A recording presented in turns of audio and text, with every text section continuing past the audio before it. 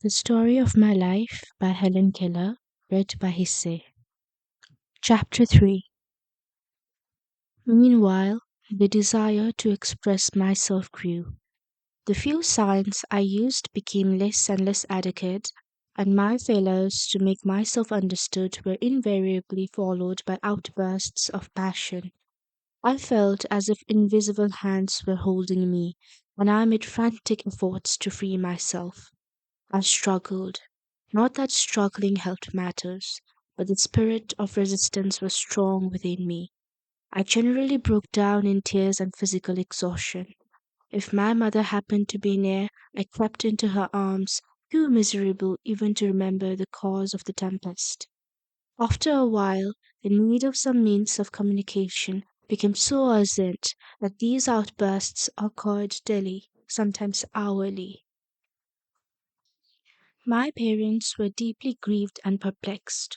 We lived a long way from any school for the blind or the deaf, and it seemed unlikely that anyone would come to such an out of the way place as Tuscumbia to teach a child who was both deaf and blind. Indeed, my friends and relatives sometimes doubted whether I could be taught. My mother's only ray of hope came from Dickens' American Notes. She had read his account of Laura Bridgman and remembered vaguely that she was deaf and blind, yet had been educated. But she also remembered with a hopeless pang that Dr. Howe, who had discovered the way to teach the deaf and blind, had been dead many years. His methods had probably died with him, and if they had not, how was a little girl in a far off town in Alabama to receive the benefit of them?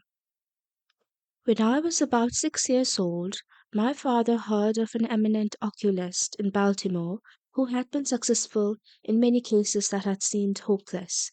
My parents at once determined to take me to Baltimore to see if anything could be done for my eyes. The journey, which I remember well, was very pleasant.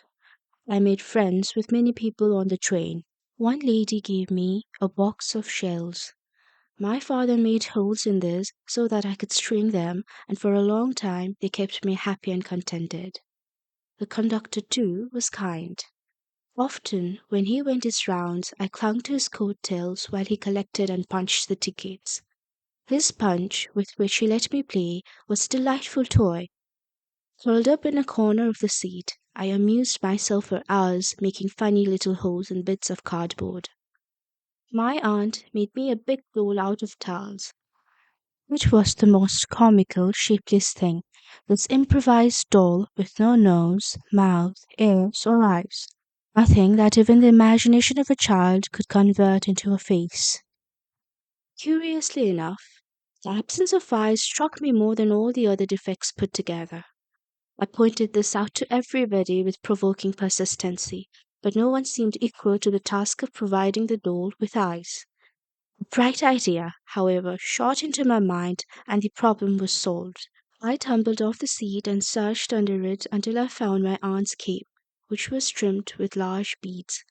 I pulled two beads off and indicated to her that I wanted her to sew them on doll. She raised my hand to her eyes in a questioning way, and I nodded energetically. The beads were sewed in the right place, and I could not contain myself for joy. But immediately I lost all interest in the doll. During the whole trip, I did not have one fit of temper. There were so many things to keep my mind and fingers busy. When we arrived in Baltimore, Dr. Chisholm received us kindly, but he could do nothing. He said, however, that I could be educated, and advised my father to consult Dr. Alexander Graham Bell of Washington, who would be able to give him information about schools and teachers of deaf or blind children. Acting on the doctor's advice, we went immediately to Washington to see Dr. Bell. My father, with a sad heart and many misgivings, but wholly unconscious of his anguish, finding pleasure in the excitement of moving from place to place. Child as I was, I at once felt the tenderness and sympathy which endeared Dr. Bell to so many hearts, as his wonderful achievements enlist the admiration. He held me on his knee while I examined his watch, and he made it strike for me. He understood my signs, and I knew it and loved him at once. But I did not dream that that interview would be the door through which I should pass from darkness into light, from isolation to friendship, companionship, knowledge, love. Dr. Bell advised my father to write to Mr. Anagnos, director of the Perkins Institution in Boston, the scene of Dr. Howe's great labors for the blind, and ask him if he had a teacher competent to begin my education. This my father did at once, and in a few weeks there came a kind letter from Mr. Anagnos with the comforting assurance that a teacher had been found. This was in the summer of 1886, but Miss Sullivan did not arrive until the following March. Thus I came up out of Egypt and stood before Sinai, and a power divine touched my spirit and gave it sight, so that I beheld many wonders. And from the sacred mountain I heard a voice which said, Knowledge is love and light and vision.